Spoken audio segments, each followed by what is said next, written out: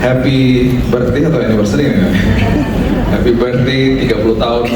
Dan 30 tahun itu usia yang sangat dahsyat, sangat luar biasa. Saya masih ingat dulu diundang Pak Yose, mungkin dia udah lupa juga undang saya ke sana di Greenfield dulu. Ya, saya ada beberapa teman-teman yang ada di sana. Zaman-zaman itu teman-temannya orang tua saya, jadi kebetulan di ujung sana ada toko buku Immanuel, jadi saya sangat familiar dengan Greenfield di awal-awal. Jadi kemudian ada sports club dulu ya Pak ya, ada ibadah di situ, saya lupa dari daerah situ lah pokoknya. Jadi wow, perjalanan yang sangat dahsyat, sangat luar biasa. Oke, be yourself. Be yourself itu akan sangat sulit. Saya 25 tahun banyak konseling anak-anak muda apalagi ya. Untuk mengatakan be yourself, akhirnya mereka juga tidak ngerti be yourself itu gimana, karena gambar dirinya didistorsi sama iblis. Itu sebabnya kita perlu mengerti rancangan awal Tuhan tentang hidup kita itu seperti apa. Waktu kita terima Yesus sebagai juru selamat, kita langsung dimeteraikan jadi anak, ahli waris, dan orang yang punya hak penuh atas semua janji Tuhan. Itu adalah identitas yang diberikan sama Tuhan. Setelah itu, kita ini kalau tidak mau belajar, kita akhirnya akan lupa, kita akan tidak tahu, dan bahkan kita tidak mengerti siapa kita di dalam Tuhan. Dan akhirnya jadi sesuatu yang sangat ironis. Ya, ketika kita jadi anak, ahli waris, dan orang yang punya hak penuh atas semua janji Tuhan, langkah berikutnya adalah kita harus mengambil keputusan mau jadi murid. Jadi murid itu artinya matetes, artinya mau belajar dan diajar. Itu sebabnya kalau di sini, saya percaya di sini ada kelompok sel dan lain sebagainya, tergabunglah di situ. Belajarlah di situ, belajar firman Tuhan. Kalau perlu minta sama Tuhan ada mentor dalam hidup saya dan seterusnya. Saya nggak pernah mau jalan sendiri. Saya masih ada mentor dan saya akan terus di mentor. Saya nggak berani jalan sendiri dan nggak boleh jalan sendiri. Jadi itu yang patut kita lakukan sampai hari ini. Kita belajar dan diajar. Setelah itu kita akan ngerti. Kita akan bisa yang namanya didengungkan dari atas mimbar udah keseringan. Kita dikatakan begini, berikan yang terbaik kepada Tuhan. Kita nggak bisa berikan yang terbaik kalau kita nggak punya yang terbaik dalam hidup ini. Salah satu format ketaatan yang nggak pernah dibahas adalah belajar terima dari Tuhan. Karena setiap kali kita didengungkan sebuah ketaatan, kita akan terus langsung berpikir saya harus proaktif melakukan sesuatu. Betul. Tetapi kita tidak akan bisa lakukan itu kalau kita nggak punya yang terbaik. Kita nggak pernah menerima, mengalami kebaikan Tuhan dalam hidup ini. Itu hal yang sangat klise kalau dibahas. Tapi itu dalam sekali artinya. Contoh. Anak saya, Keaton ini 16 tahun. Udah berkali-kali saya kasih tahu sama dia, Dad, kamu kalau lagi buka pintu mobil, kalau diantar ke sekolah, lihat-lihat ke belakang. Di Jakarta, Jabodetabek ini ada 16 juta motor. Dan motor di kota kita ini adalah motor-motor yang selalu belok dulu baru lihat. Ada amin, saya amin duluan. Bahkan kemarin saya sama teman saya di Yos, kita lagi mengendarai mobil, tiba-tiba ada motor belok. Abis belok bukan, ya oke lah belok baru lihat, ini belok dan nggak lihat juga bahkan. Ini wah mengerikan lah pokoknya di sini. Saya dulu punya sekolah kehidupan ya, dan semua kita punya sekolah kehidupan ya. Saya punya masalah sama kayak gitu-gitu. Berkali-kali terjadi kayak begitu tanpa saya sadari ya, saya klakson gitu ya, karena mau ngingetin juga dan lain sebagainya. Wah, pernah satu hari dia buka helm, dia lihat ke belakang, dia berhenti bilang, apa lo? Nah, ya. Hamba Tuhan manusia juga loh, setengahnya Manado lagi ya. Makan RW pedes gitu kan. Istri saya punya password yang paling hebat, dia suka pegang kaki saya. Udahlah sayang, jangan-jangan dia jemaat. Tiba-tiba ya kalau dengar kata jemaat, saya langsung luluh dalam hati saya, penuh dengan belas kasihan. Iya ya, jangan-jangan dimarahin bininya tadi. Setiap kali ada motor kurang ajar, istri saya bilang, ingat ya jemaat. Lama-lama ya jemaat dari gereja mana sih kurang ajar semua? Masa semuanya jemaat? Satu hari tahun 2018, saya nggak pernah lupa, tiba-tiba dia bilang gini, kok tadi ada yang jebelin motor-motor kayak gitu, kok kamu diem aja sih? Lulus. Yang validasi orang terdekat. Lulus. Semua kita punya sekolah kehidupan ya, semua kita diproses sama Tuhan, semua kita. Itu sebabnya kalau kita nggak terima yang terbaik, kita nggak akan bisa berikan yang terbaik. Akhirnya kita bukan takut sama Tuhan, tapi kita ketakutan sama Tuhan. Tuhan nggak pernah berseberangan sama kita. Makanya Rasul Petrus mengatakan apa? Bertumbuhlah di dalam kasih karunia, bukan di dalam Injil yang lain. Bertumbuhlah, mengertilah bahwa ada kasih karunia Tuhan dalam hidupmu. Kalau kamu terima itu, kamu akan bertumbuh menjadi orang yang sangat luar biasa. Jaga pintu gerbang hatimu. Jaga pintu gerbang hatimu, ya. Kaitan sekali lagi. Saya udah kasih tahu, jangan buka pintu sembarangan ya nak. Lihat belakang dulu. Satu hari teman saya ini yang lagi ada di rumah, Yosi di rumah, dia nganterin dia ke sekolah. Dan beberapa minggu lalu itu dia buka pintu dan dia nggak lihat ke belakang, ditabrak sama mobil penyok. Saya dikasih tahu malam hari saya baru ketemu dia. Ada dua pilihan, saya bisa ketemu dia dan saya bisa marah-marah sama dia. Dedi udah bilang apa? Tuh kan kamu nggak hati-hati, penyok tuh mobil tuh. Gimana sih? Bisa itu, bisa minta pimpinan Tuhan berikan dia kasih karunia. Dia buka pintu kamar, saya peluk dia, saya bilang ini, are you okay? Kamu oke nggak? Oke, kenapa dia? Tadi katanya ketabrak mobil. Oh iya, sorry banget. Kamu oke nggak? Aku nggak apa-apa. Dan mobilnya penyok, nggak apa-apa. Ini nggak peduli mobilnya. Kamu oke nggak? Kamu nggak apa-apa kan? No scratch on you, right? Gitu. Ya, aku nggak apa-apa. Terus dia peluk saya, dia bilang, Dad, I'm so sorry. Berikutnya, kalau dia akan buka pintu mobil, ketika dia buka pintu mobil, bukan dia ketakutan sama saya, dia akan hati-hati karena dia hormat sama orang tuanya. Itulah kasih karunia. Itulah sebabnya ketika dia datang kepada kita, dia selalu bilang, terimalah kasihku dalam hidupmu. Hal yang sangat sederhana. Kita bisa bahas tentang pembasuhan kaki dan penyekaan kaki murid-murid. Itu adalah sebuah pelajaran yang luar biasa, sebuah metafor yang dia lagi kasih tahu sama kita bahwa belajarlah terima supaya kamu ngerti siapa dirimu di dalam aku. Itu sebabnya di dalam kitab Kejadian itu dibahas satu-satu. Ya, saya nggak punya waktu untuk bahas semuanya. Itu adalah, jangan baca kitab Kejadian dari sisi historical data. Ini adalah rancangan awal yang Tuhan yang sangat luar biasa. Kita mulai dari Kejadian 1 ayat 1 sampai 4 mengatakan begini. Kejadian 1 ayat 1 sampai 4. Pada mulanya Allah menciptakan langit dan bumi. Bumi belum berbentuk dan kosong, gelap gulita menutupi samudera raya, dan roh Allah melayang-layang di atas permukaan air. Berfirmanlah Allah, perhatikan kalimat ini. Berfirmanlah Allah, jadilah terang, lalu terang itu jadi. Perkataan pertama Allah di dalam proses kreasi yang didokumentasikan di Alkitab adalah kata jadilah terang. Itu sebabnya pendengaran pertama Allah di dalam proses kreasi yang didokumentasikan di Alkitab juga adalah kalimat ini, jadilah terang. Oke, ayat 4. Allah melihat bahwa terang itu baik, lalu dipisahkannyalah terang itu dari gelap. Penglihatan pertama Allah di dalam proses kreasi yang didokumentasikan di Alkitab adalah orientasinya terang. Sekarang kita rangkumkan.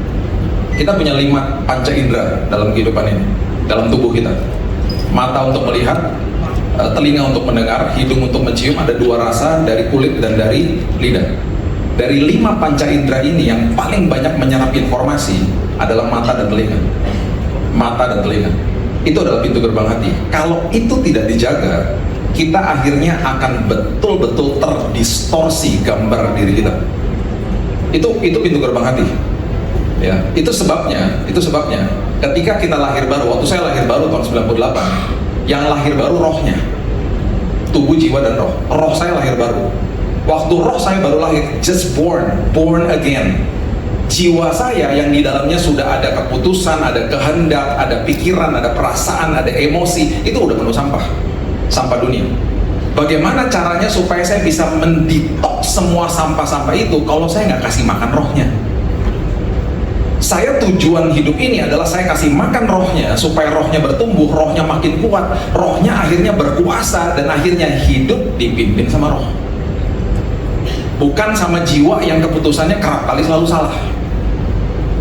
Alhasil kalau rohnya nggak bertumbuh, alhasil Korintus mengatakan di kitab Korintus dikatakan, kalau kamu tidak paham tentang kebenaran akan jadi kebodohan dalam hidupmu. Itu sebabnya banyak orang Kristen tidak enjoy berjalan dengan Tuhan. Karena apa? Sangat sederhana, tidak jaga pintu gerbang hati.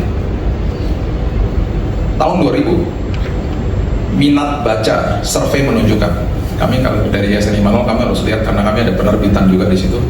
Minat baca 1:45 tahun 2000. Kami buat Alkitab sepanjang tahun yang kami keluarkan 20 tahun yang lalu untuk membantu jemaat untuk baca Alkitab. Karena kita tahu lah kalau baca secara konvensional, nanti masuk ke dalam kitab imamat dan seterusnya, orang mulai bosan. Jadi kita mulai kemas, dibuat di hari pertama, keluarlah perjanjian lama, perjanjian baru, Mazmur dan Amsal. Dan kita kemas kalimatnya sedemikian rupa, kita computerize, kita kemas satu hari dibaca dengan normal dibaca 20 menit. Only 20 minutes. Jadi kalau dibaca 365 hari selesai tuh satu Alkitab. Ya, dibaca enggak? Bayangin coba. Jadi minat tetap akhirnya menurun. Data UNESCO terakhir, data UNESCO di tahun lalu nggak salah, Indonesia minat bacanya 1/1000. Makin jeblok, makin hancur. Indonesia menempati peringkat nomor 1 di dunia. Jangan bangga dulu. Orang-orang yang ada di depan sosial media per hari 5 jam 5 jam data UNESCO. Baca firman Tuhan 20 menit nggak punya waktu. Terus kita berharap bahwa saya bisa enjoy berjalan sama Tuhan. Makanya banyak orang Kristen ikut Tuhan nggak kenal siapa Yesusnya dan nggak kenal dirinya sendiri. Gimana bisa jadi be yourself? Be yourself in Christ pastinya. Gimana akhirnya bisa mengerti privilege saya di dalam Tuhan? Kalau setiap pagi saya bangun pagi, saya begini-begini tangannya bukan cari suami, cari istri, cari HP. Terus yang kita buka, mending firman Tuhan atau renungan harian, yang kita buka adalah sosmed. Ya adalah postingan gue 3 hari lalu yang like baru 1. Tuh pagi-pagi kita udah begitu. 3 tahun lalu saya mengambil keputusan, Tuhan, saya akan ikut serta untuk membanjiri sosial media dengan firman Tuhan. Saya tulis renungan harian. Dan itu berat nulis renungan harian tiap hari, udah 1000 lebih saya tulis dari 3 tahun lalu. Saya bilang, Tuhan, paling tidak saya akan masukin ke dalam sosial media supaya ini akan ada di situ selama-lamanya, Tuhan. Supaya paling tidak jemaat punya resources deh untuk baca. Sedih saya. Kami di kantor akhirnya kami bilang lagi, apalagi kita bisa bantu jemaat ya, kita buat lagi buku yang sangat mudah. Kita ambil dari Alkitab konvensional yang perkataan Yesus yang tulisannya merah-merah semuanya. Yang milenial pasti bingung, ada ya tulisan merah, ada di Alkitab yang buku. Makanya kalau hamba Tuhan ini biasa kalau di depan ini kan kita perlu gadget gitu untuk karena banyak notesnya gitu ya. Kalau jemaat saya anjurkan sih memang bawanya Alkitab, karena kalau bawa Alkitab nggak ada saingan. Pas dibuka gitu nggak ada saingan. Kalau di gadget pas dibuka, ayo buka Kejadian, kita buka, siapa nih yang WhatsApp gue? Banyak saingan. Saya percaya di sini sih nggak seperti yang saya akan kisahkan ini ya. Biasanya nih, kalau kaum ibu ya, ibu-ibu tuh suka nggak ngerti cara matiin HP. Tapi di sini semuanya ngerti, muka-mukanya muka paham semuanya, nggak gaptek. Kejadiannya selalu di kaum ibu, tau nggak? Jadi pernah nih satu hari ibu-ibu suaranya kan keras banget tuh ringtone-nya ya. Itu di dalam tasnya keras sih minta ampun. Pas dia keluar dari tas makin keras, makin keras gitu ya. Terus udah gitu dia nggak tahu cara matiin. Yang nggak tahu cara matiin dia panik, dia begini-begini tangannya kelempar lo ke belakang. Itu lagi tengah khotbah. Satu kali lagi, ini ibu nggak bisa matiin, teman-temannya datang 5 orang.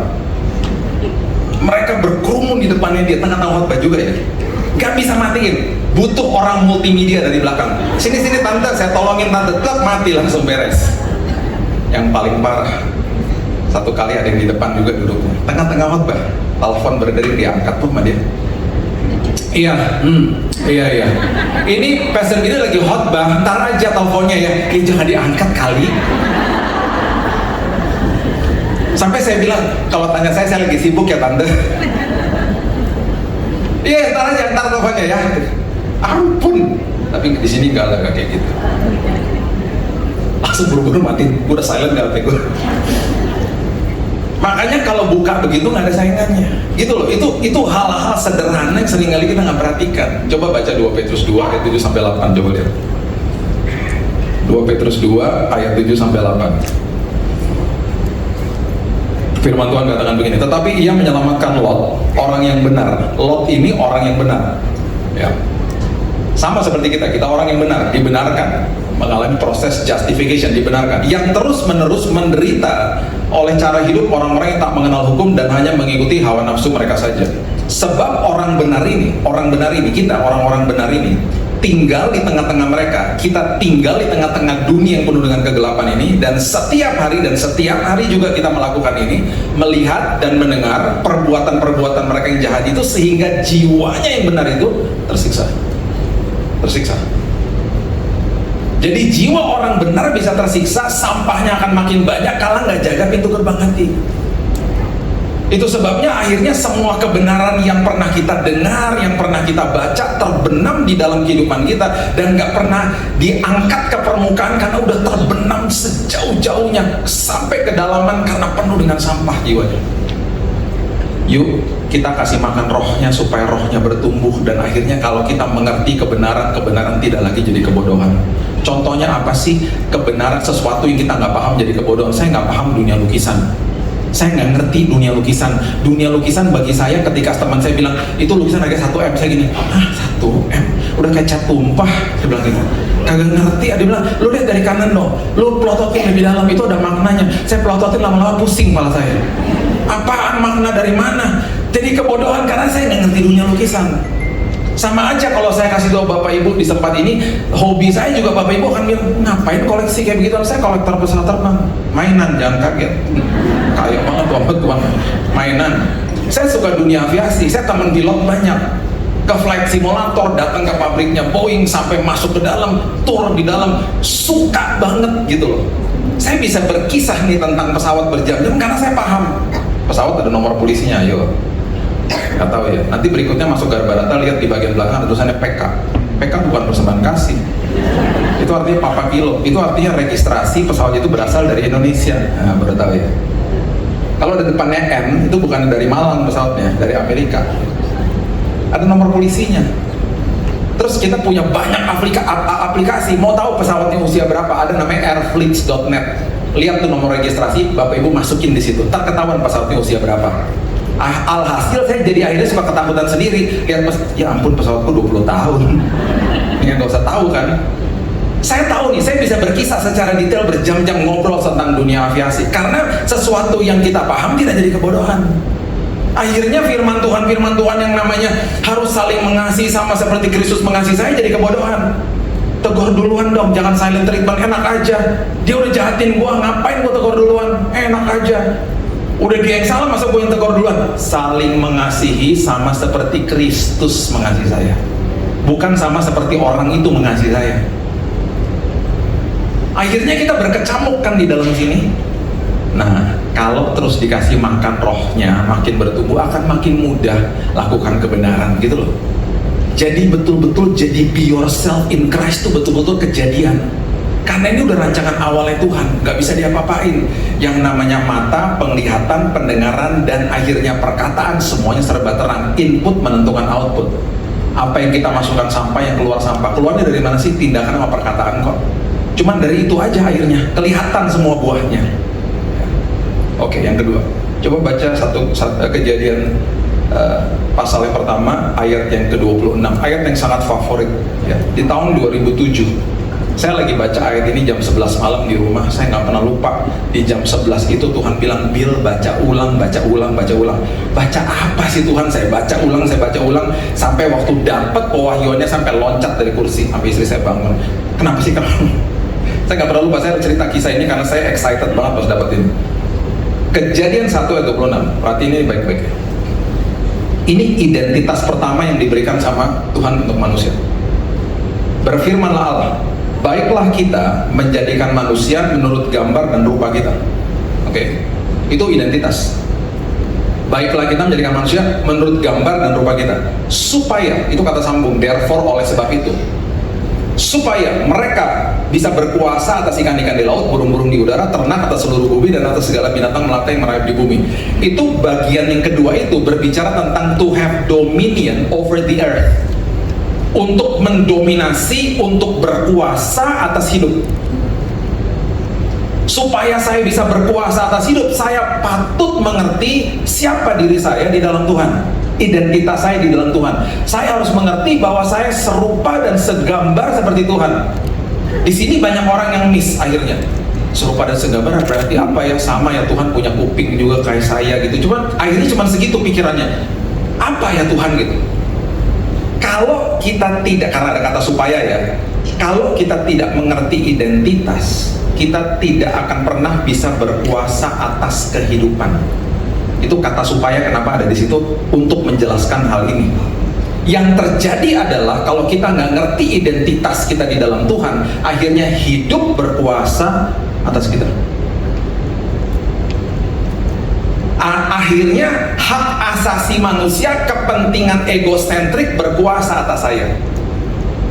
Saya mendarat di kota namanya Tulsa, Oklahoma di tahun 86. Orang tua saya kirimkan ke sekolah sangat baik namanya Oral Roberts University. Saya mengeluarkan diri dari sana karena saya bilang apa-apaan nih, karena saya belum bertobat. Apaan nih sekolah suruh ibadah tiap minggu, kalau nggak ibadah didenda $50. Saya nggak mau. Saya nggak mau sekolah di situ. Saya keluar dari sekolah yang lain. Selesailah sekolah saya, tapi saya nggak mau sekolah di situ. Saya tinggal 13 tahun di negara itu, negara yang tadinya takut sama Tuhan, negara yang betul-betul berkuasa atas kehidupannya. Pertama-tama mulai terjadi distorsi, pemimpin mulai diganti, liberalisme mulai masuk, tiba-tiba aborsi dilegalkan. Saya lihat tuh di depan mata saya semuanya kejadian ini. Tiba-tiba ini sejarahnya ya, sejarah singkat aja. Tiba-tiba setelah itu dilegalkan, kelompok LGBT masuk. What about us? Hak asasi manusia. Hari ini semua provinsi melegalkan perkawinan sesama jenis, bahkan boleh mengadopsi anak. Jadi bayangkan anak-anak tumbuh besar di dalam sebuah keluarga yang dua-duanya pria, dua-duanya wanita. Bahkan hari ini sedang diwacanakan kalau sampai orang tua memberitahu anaknya bahwa kamu pria atau kamu wanita, bisa dipidana orang tuanya. Karena orang tua harus memberikan kebebasan untuk anak-anaknya memilih gendernya, mereka mau seperti apa. Itu sedang diwacanakan. Dan hari ini banyak orang-orang migrasi keluar dari Amerika, tidak lagi mau tinggal di negaranya. Makin hancur, 25% populasi penjara di dunia ada di sana. Fatherless. Kehidupan menguasai mereka akhirnya. Makanya ini hal sederhana ya. Kalau dalam hidup sehari-hari hal sederhana tuh gini. Orang yang masih kecanduan merokok, tanpa dia sadari tembakau menguasai dia. Orang yang masih suka minuman keras, tanpa dia sadari bahan dasarnya buah-buahan berkuasa atas dia. Kan konyol. Orang-orang yang masih terlibat dosa seks, tanpa dia sadari manusia lain berkuasa atas dia. Itu gambaran kehidupan menguasai manusia. Dia nggak menguasai hidupnya karena nggak ngerti gambar dirinya di dalam Tuhan. Be yourself-nya salah. Be yourself pokoknya secara apa yang gue mau lakukan lah, gue gak peduli lah. Be yourself-nya tergantung apa yang gue mau.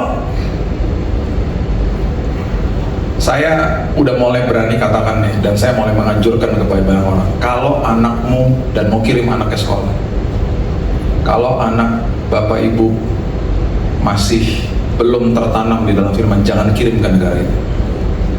Pastikan dia betul-betul di dalam kebenaran firman. Anak saya baru lulus, dia puji Tuhan dia lagi pelayanan di sana. Dia udah mulai khotbah di sana. Setiap hari laporan sama saya. Dad, sekarang terjadi gerakan namanya relativisme, dimana kalau semua lakukan dianggap benar. Teman-temannya datang kepada dia ngomongin, kenapa kamu nggak punya pacar? Punya pacar enak lagi, punya sex partner, kamu tinggal bareng sama dia, bayar kosnya kan bisa barengan, kan mudah hidupnya. Kamu nggak perlu komitmen lagi. Semua orang melakukan itu dianggap benar. Itu yang terjadi. Makanya makin hancur moralnya. Negara yang didirikan di atas firman Tuhan loh, deklarasi independennya, bisa distorsi habis. Gak ngerti identitasnya di dalam Tuhan. Ya, coba kita mundur baca ayat 11 dulu, supaya kita ngerti ayat 26. Ayat 11 mengatakan begini. Kejadian 1 ayat 11. Berfirmanlah Allah. Berfirmanlah Allah, perhatikan kalimat ini. Hendaklah tanah, ya, hendaklah tanah, Tuhan berfirman kepada tanah berarti. Hendaklah tanah menumbuhkan tunas-tunas muda, tumbuh-tumbuhan yang berbiji, segala jenis pohon buah-buahan yang menghasilkan buah yang berbiji, supaya ada tumbuh-tumbuhan di bumi, dan jadilah demikian. Di dalam proses ketika Tuhan menciptakan tumbuh-tumbuhan, Tuhan berfirman kepada tanah. Hendaklah tanah, Tuhan berfirman kepada tanah. Berarti sumber daripada tumbuh-tumbuhan adalah tanah, karena Tuhan berfirman kepada tanah. Ketika tumbuh-tumbuhan dipisahkan dari tanah, mati nggak? Mati. Jadi brokoli rebus di atas meja makan, jadi kangkung rebus, jadi lapar deh. Oke, sekarang melihat ayat 20. Perhatikan itu. Kepada siapa Tuhan berfirman ketika dia menciptakan ikan-ikan yang berkeriapan di bawah air? Ayat 20 firman Tuhan mengatakan begini, berfirmanlah Allah, hendaklah dalam air. Hendaklah dalam air itu bahasa Inggrisnya let the water produce. Tuhan berfirman kepada air. Hendaklah dalam air berkeriapan makhluk yang hidup, dan hendaklah burung berterbangan di atas bumi melintasi cakrawala. Tuhan berfirman kepada air. Itu sebabnya ikan-ikan itu sumbernya air. Ikan dipisahkan dari air mati nggak? Dipisahkan dari sumbernya mati. Jadi gurame bakar, jadi sushi, mati. Kepada siapa Tuhan berfirman ketika Dia menciptakan binatang melata dan binatang liar? Coba lihat ayat 24 maksud saya. Ayat 24 mengatakan begini, berfirmanlah Allah, hendaklah bumi mengeluarkan segala jenis makhluk yang hidup, ternak dan binatang melata dan segala jenis binatang liar, dan jadilah demikian. Tuhan berfirman kepada bumi ketika Dia menciptakan binatang liar dan binatang melata. Binatang liar dan binatang melata sumbernya berarti bumi, karena Tuhan berfirman kepada bumi. Dipisahkan dari habitatnya mati. Sekarang pertanyaan yang paling penting, kepada siapa Tuhan berfirman ketika Dia menciptakan saudara dan saya? Coba pelan-pelan baca ayat 26, baca bagian pertamanya aja. Ayat 26 mengatakan begini, berfirmanlah Allah, baiklah siapa? Kita menjadikan manusia menurut gambar dan rupa. Tuhan tidak pernah berfirman kepada tanah, Tuhan nggak berfirman kepada air, Tuhan nggak berfirman kepada bumi, Tuhan berfirman kepada dirinya sendiri ketika Dia menciptakan saudara dan saya. Berarti sumbernya kita adalah Tuhan. Berani-berani terpisah dari sumbernya, mati, nggak berfungsi. Tapi Pak, kita diciptakan dari debu tanah, itu bahan baku, bukan sumber. Sumbernya Tuhan. Ayat ini didistorsi sama iblis, akhirnya orang nggak ngerti identitasnya. Kalau sangat mudah kita bisa korelasikan di dalam kota kita ini yang banyak sekali terjadi hedonisme, akhirnya timbul sebuah istilah namanya gengsi. Gengsi adalah orang berusaha membuktikan dirinya sama orang lain, bukan sama Tuhan. Saya duduk di sebuah kafe, di sebuah mall. Di depannya ada 12 merek mobil dan motor. Dikatakan kalau punya merek mobil dan motor ini boleh parkir di depan lobi. Itu sah-sah aja, terserahlah siapa juga mau begitu. Dan itu nggak apa-apa kok. Itu sah-sah aja. Cuman saya ngomong sama teman saya, bilang ini kasihan ya. Orang kalau nggak ngerti kebenaran, orang ngerasa seperti dikasta-kastain, tau nggak? Gue nggak punya mobil itu berarti gue belum sukses, gue belum berhasil, gue belum masuk dalam kelompok ini, kelas ini, dan lain sebagainya. Sampai saya bilang gini, kalau satu hari ntar gue punya mall, gue akan tulis gede-gede di depan situ, yang datang duluan boleh parkir depan lobi. Jadi kalau sampai Bapak Ibu lihat ada pengumuman seperti begitu di depan sebuah mall, itu berarti mall punya saya. Saya akan tulis bener, saya akan tulis gede-gede, yang datang duluan mau mobil lo apa kek, terserah parkir di situ. Kasihan tau gak? Makanya timbul yang namanya hedonisme dan gengsi. Saya SMA, di SMA cukup gaul lah, saya nggak sebut namanya lah. Reuni lah, biasa lah reuni ya. Tiba-tiba nih reuni kecil-kecilan lah. Reuni kecil-kecilan karena muridnya banyak banget gitu ya. Terus satu hari reuninya di Jakarta Selatan, hari kerja lagi. Repot dari kerja. Mau ke sana gimana, naik mobil kan, saya tinggal di pusat. Mau ke sana ya pasti macet lah, hari jam kerja lagi. Jadi saya punya langganan ojek. Saya bilang, "Mas, jemput gue nanti." Ya, anterin gue ke selatan pokoknya. Jadi saya naik ojek. Sampai di sana saya bilang, "Saya kasih dia duit. Lu jangan kemana-mana ya, lu tungguin gue, ntar gue selesai. Kalau nggak, gue repot lah cari kendaraan." Iya pak gitu. Saya masuk ke dalam. Sebelum masuk ke dalam, saya bilang dalam hati, hebat juga teman-teman gue, gila mobilnya mewah. Mewah itu mewah banget gitu. Mewah banget mobilnya. Ada yang sampai udah pokoknya gitu-gitu loh. Sampai ke dalam, ketemu sama teman-teman, kasih biasa lah tuh kartu nama, saya nggak punya kartu nama lagi. Kartu namanya pokoknya Prestir lah, Dirut lah, Owner lah, Komisi. Banyak banget lah pokoknya gitu-gituan. Saya dalam hati, hebat juga teman-teman gue ya. Pada sukses semua. Tiba-tiba ada teman saya datang, bilang, "Lu jangan percaya ya sama mobil-mobil yang di depan tuh." "Kenapa?" "Banyak yang minjem, Bil." "Serius lu?" "Iya." "Bahkan ada yang nyewa, tau gak lu?" "Nyewa?" "Iya." "Terus kartu nama tuh banyak yang bodong, Bil, jangan percaya." Lah kenapa mereka begitu? Biasalah, cuman supaya kelihatan mereka the haves aja gitu. "Serius lu?" "Iya." Pas pulang kita di lobi nungguin vale lah, apalah. Saya nungguin apa? Ojek. Lu naik apa, Bil? Ojek. Saya tahu, saya nggak nyari tuh, saya nggak nyariin mas ojeknya, saya suruh dia ke lobi. Mas, lobi. Dia ke lobi, jadi saya naik di atas motor. Bye guys, saya pulang. Pas lagi tengah-tengah jalan, saya tiba-tiba nih boleh ngerasa, baru mulai sadar, ih gue merdeka banget ya. Gak ada rasa malu tuh, minder gak ada. Merdeka banget, karena apa? Serupa dan segambar seperti Tuhan. Gak ada malu-malunya. Ngapain malu gengsi gitu-gituan? Tahun 2000, ingat gak? Ada Nokia Communicator yang ganggu-ganggu seumuran nama. Yang kalian bingung adalah pokoknya kayak batu bata keras dan itu berat banget, bisa dibawa maling pokoknya. Ingat ya, cicilan BC ada nggak? Nggak ada, dan zaman ini nggak ada cicilan. Jadi waktu teman saya ini mau beli, harganya saya nggak pernah lupa, 12 juta harganya. Tahun itu tuh mahal banget tuh, 12 juta 12 juta nggak ada cicilan. Terus saya bilang gini, dia kan baru masuk kerjaan, tinggal di kos-kosan, teman baik, saya tahu lah gaji berapa. Lu ngapain beli gituan? Gue perlu perlu apaan, itu kan buat orang yang udah mulai lah ada email apa segala macem lah gitu ya.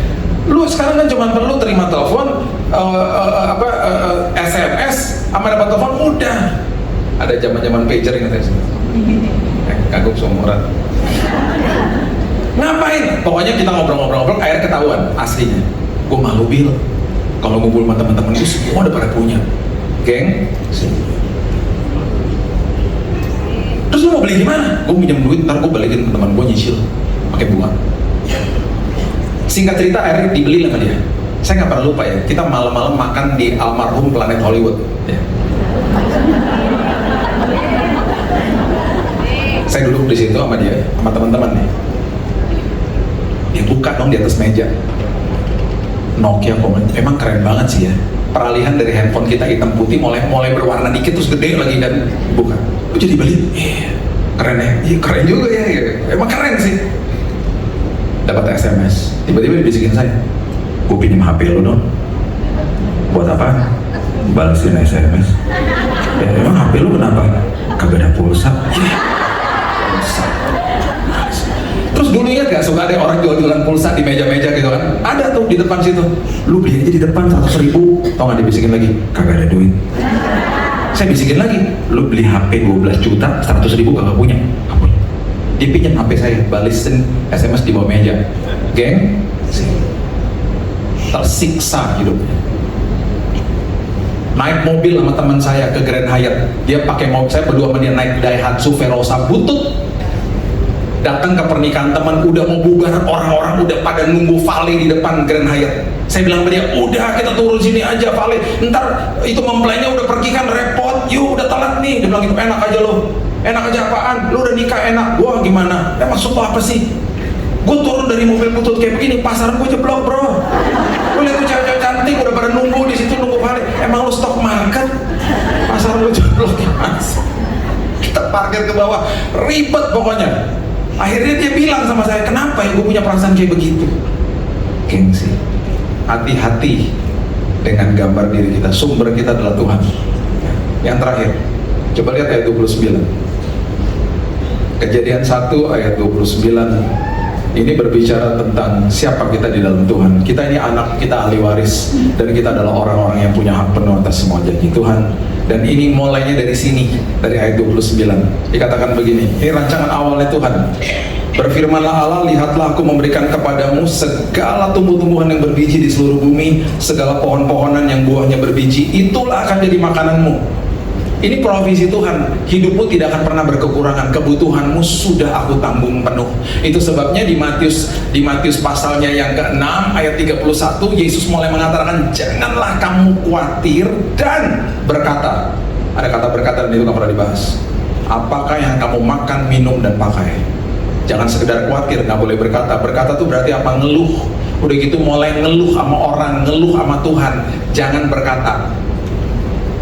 Tahu bahwa hidupmu besok sudah dipenuhi sama Tuhan. Ingat di kalimat ini, di ayat ini ada kata berbiji diulang sampai 2 kali. Semua yang Tuhan titipkan dalam hidup kita ada unsur bijinya. Berarti apa? Biji harus ditabur kembali. Ada 3 komponen yang Tuhan titipkan dalam hidup manusia yang seringkali manusia hitung-hitungan sama Tuhan. uang, talenta, dan waktu. Dan seringkali manusia hitung-hitungan sama Tuhan. Di situ ada unsur biji yang harus ditabur kembali, harus ditabur kembali.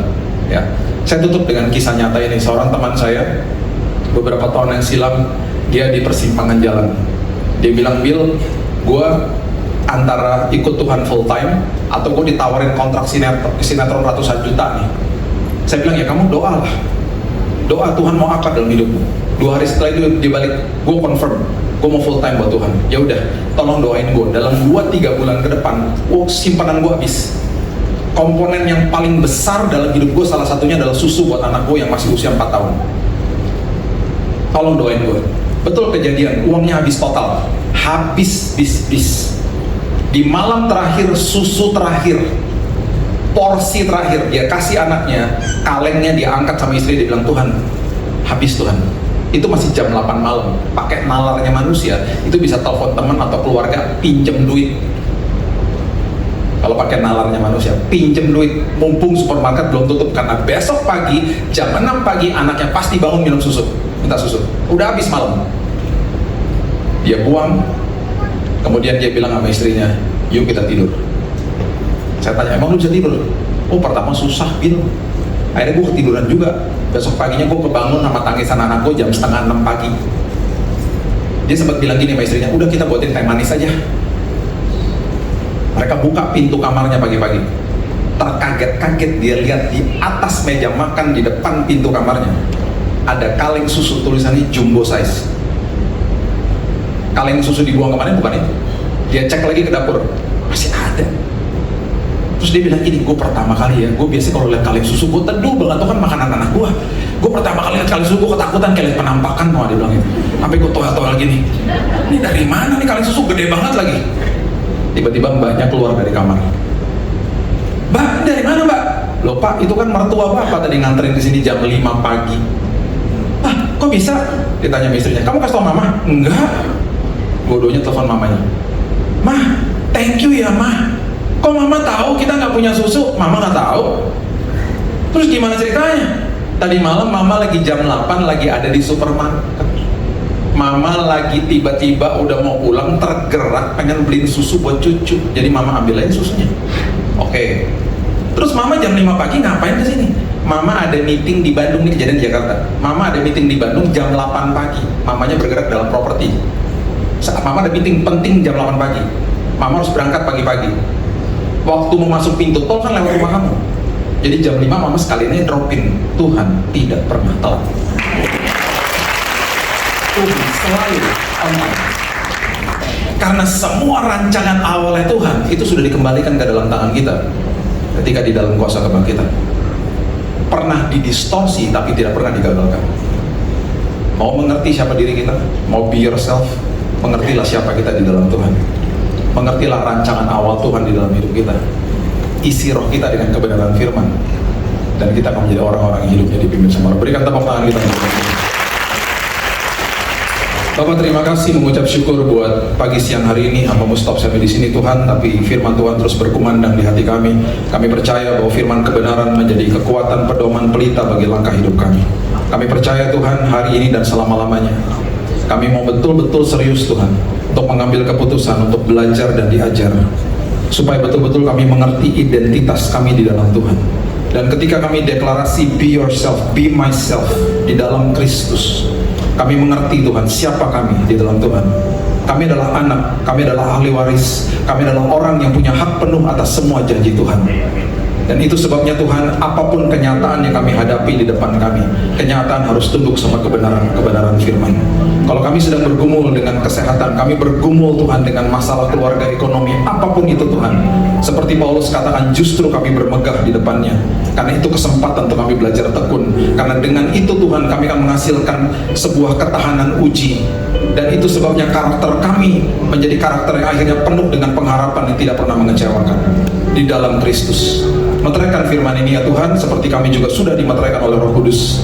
Hanya di dalam nama Tuhan Yesus kami sudah menerima firman kebenaran, dan kami akan jadi pelaku-pelakunya. Kita sama-sama katakan amin. God bless you.